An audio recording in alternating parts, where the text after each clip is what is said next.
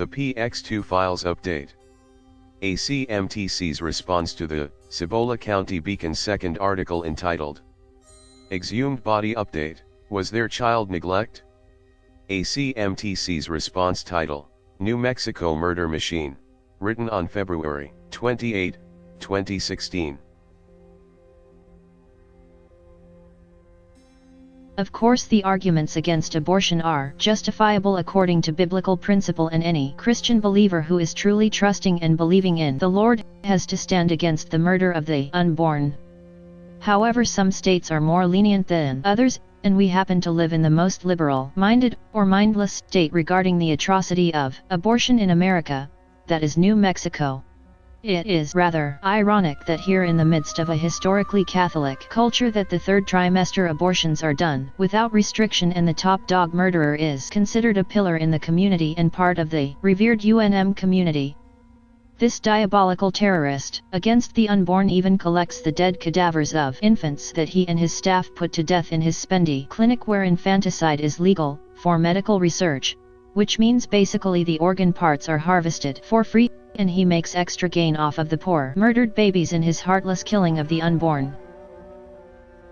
It is all done under the unjust name of the law, where murder is commonplace and even paid for with top dollars as live infants, many of whom are capable of surviving outside of the womb, as they are third trimester abortion victims. Many women reportedly fly in to have the third trimester abortions done against fully developed and ready to be born babies, who are people too. The hypocrisy and the mockery that it takes to callously execute such horrid crimes in the name of medical procedure is astounding. The Nazi-sil orientation of this macabre gang of murderers is overlooked, and the fame of New Mexico's murder machine is known worldwide as women come here who have the funds to do so from all over the world to have their unborn infants put to death in the womb by injections of chemicals which stop their hearts and kill them in the womb. It is reported that some don't die as they ought to in the womb, so once they escape the intrauterine murder, they are met with death on the outside as the cruel slayers await their arrival with another injection of the death chemicals. These infants are issued no birth certificates, no death certificates, and certainly there is no autopsy done on their dead bodies, as they are refused the right to life, the right to live and breathe, and experience the precious gift of life. No, their lives are taken from them by the cruelty of murder. Innocent in their existence, they are denied the right to be born for whatever lie their murderers and accomplices may conjure up and call medical procedure. They are not afforded reasonable burial, nor are they even allowed to be taken anywhere besides the cold destiny of dissection, organ stripping, and experimentation. Where is the public outcry? Where is the state in all of its force investigating these outrageous murders, executed under the sacred name of the law? Where is the conscience of a city that is proud of its world-renowned murder machine?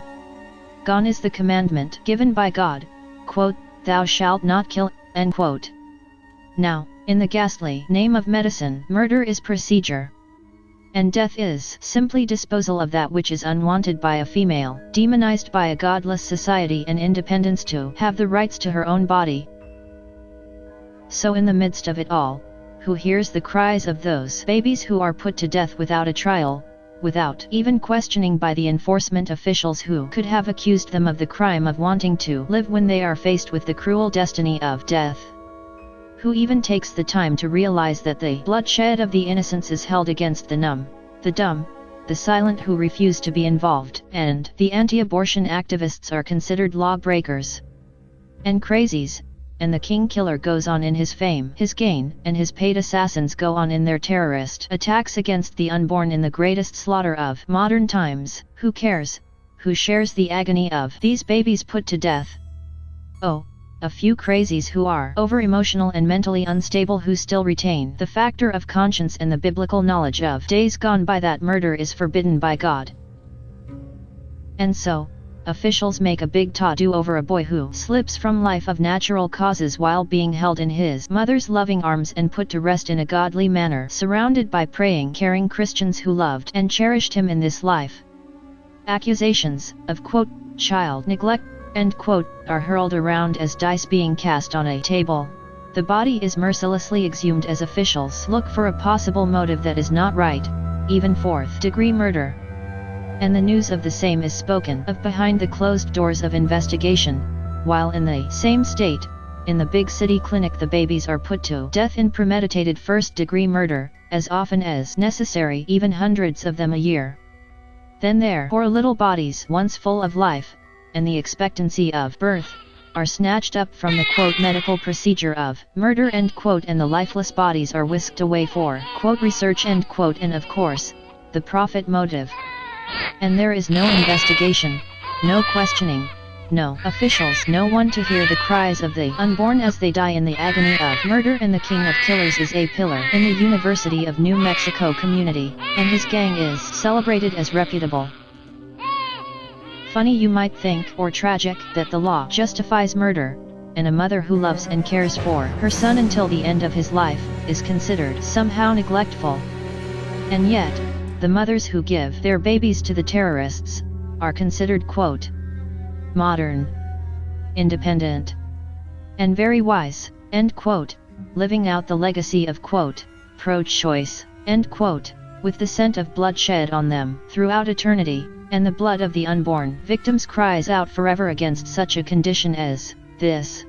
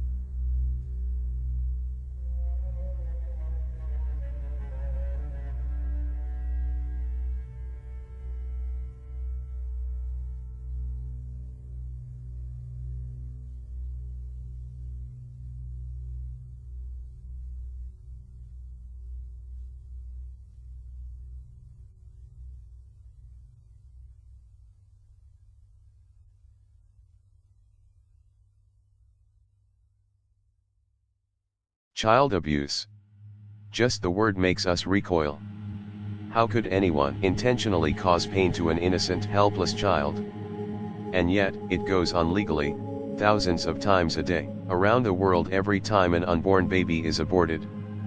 Abortion is referred to as a quote choice end quote, but for every woman who makes that choice there is another person, who pays the price.